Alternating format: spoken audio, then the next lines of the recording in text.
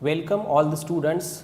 Now we will discuss about 15th module of this program, first year BSc Agriculture Honours for the subject Agricultural Engineering for second semester of course code Engineering 121 and title of the course is Soil and Water Conservation Engineering. The name of the module is Water Harvesting and its types, examples on capacity of dugout type farm ponds.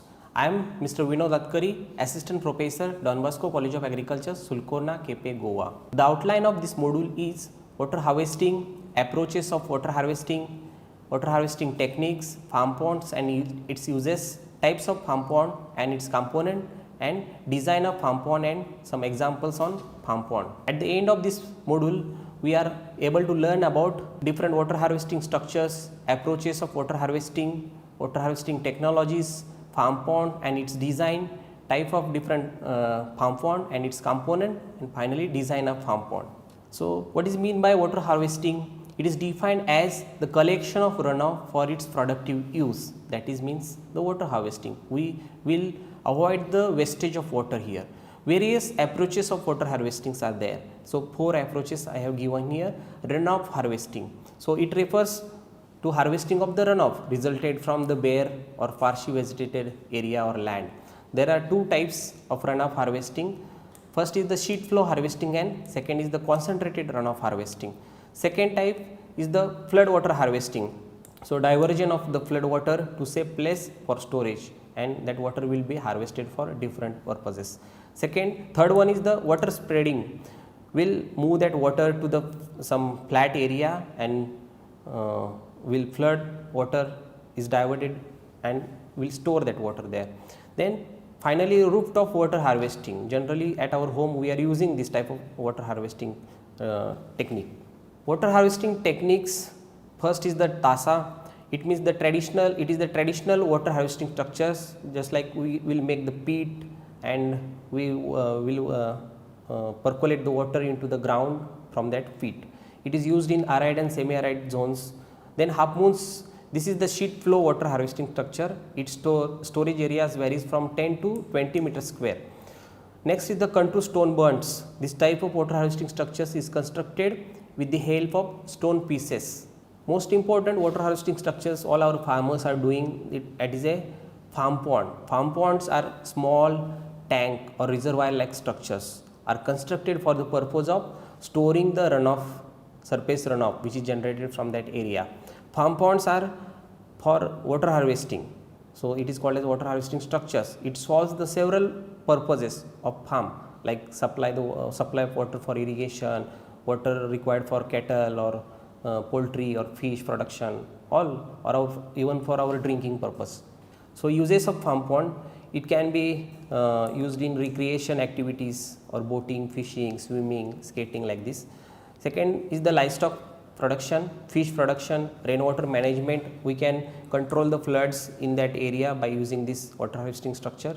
Then finally the wildlife habitat will be conserved. Types of farm pond. There are generally 2 types of farm pond are there, embankment type and dugout type farm pond. Embankment type farm ponds are constructed across the stream or water course. This type of farm pond are constructed in areas where the land slope ranges from gentle to moderate slope. Here the earthwork means whatever the earth we have to remove, it is very less, so that it is economical to construct the embankment type farm pond. And in the second type, that is dugout or excavated type farm pond, here the construction by excavating the soil from the ground. So the it is feasible to construct it in relatively flat areas, not in terrains. So depth is dependent on the storage capacity. Whatever storage volume we require, we can go deep likely. Generally suited for small supply of water, because here earthwork is more. It is not economical to construct big farm pond if the financial problem is there.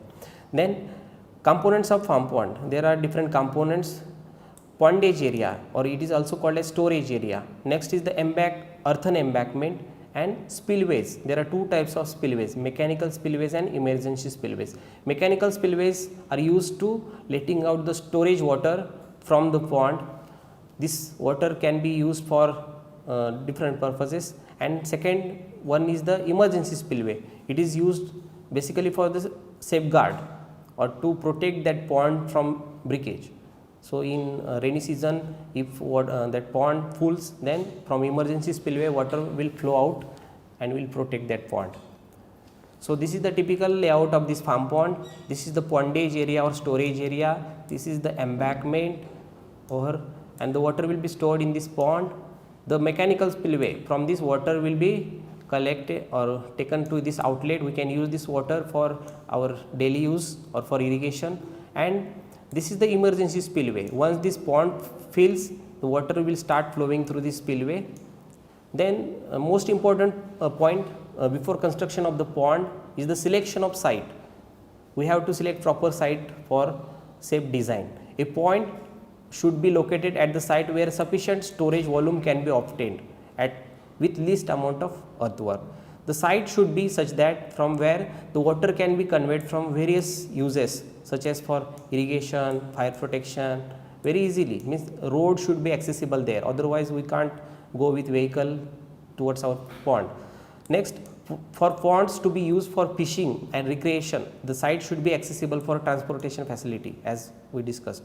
Site should not be near to the dam, otherwise whatever water we stored will percolate into the dam, means it's lost to us. Next, site should not have hanging high tension electric wires to avoid some accidents, and finally the site should not have buried pipelines and cables. So the site selection criteria we need to keep in mind while design. Next, there are some parameters we will consider for this design. Site selection, as we already studied. Next is the pond capacity. We have to design with the help of some formula. We can calculate this pond capacity. We will see in next slides. Next is the design of embankment, design of mechanical spillway, then design of emergency spillway, and finally the arrangements for seepage control from storage area of the pond. So the pond capacity will be calculated by these two formulas, that is trapezoidal formula and Simpson formula. The Simpson formula will give us more accurate estimate than trapezoidal formula. So we will use both the formulas. For determining the pond capacity, the area enclosed by each contour line is measured with the help of one instrument. That instrument is called as planimeter, and by using these two formulas, that is trapezoidal and Simpson's formula, we can able to find out the volume or pond capacity. According to this trapezoidal rule, we can able to derive this formula. V is equal to h by 2 into a1 plus a2. V is the volume, h is the distance between the two control lines, divided by 2 into a1 plus a2, means area summation. Next is the Simpson's formula. Here V is equal to h by 3 into bracket twice the area of odd contours plus 4 into area of even contours plus sum of area of first and last contours. So the Simpson's rule is also called as Prismoidal rule. For using Simpson's rules, we required contour line should be in odd numbers, or the number of contour intervals should be in even numbers. That is the requirement of this Simpson's rule. We will solve this one example based on this trapezoidal and Simpson's rules. We will find out this pond capacity. Here the formula example is given. Calculate the pond capacity of farm pond. The area enclosed by different contours are given in this table from serial number 1 to 7. Contour interval is given 300, 301, 2, 3, 4, 5 up to 6. So the contour interval, if you subtract 301 and this 300, then we will get the 1 meter contour interval. Okay. So the area enclosed by each contour is given in meter square. For 300 meter, it is 220 meter square. Likewise for 306, it is 600 meter square. So we will find out the pond capacity here by using this trapezoidal and Simpson's formula. Okay. So the trapezoidal formula, as we studied, V is equal to h into area of first contour plus area of last contour divided by 2 plus area of remaining contours. So the V is equal to, as we know, the contour interval is 1 meter. So 1 into 100 into 2.2, this height are already given. It is given as 220. So we already taken this 100 out, so that it is 2.2 plus 6.0 divided by 2 plus area of remaining contour, first and last contour 2.2 and 6 divided by 2 plus remaining all contours will add here. So finally we will get the volume in meter cube. It is a 2330 meter cube. Okay. Next is the Simpson's formula. V is equal to h by 3 plus 2 into area of odd contours plus 4 into area of even contours plus area of first and last contours. We will put all the values given in table in this formula. We will get this area 2320 meter cube. Little difference in this volume by these two methods. So these are the references. Thank you.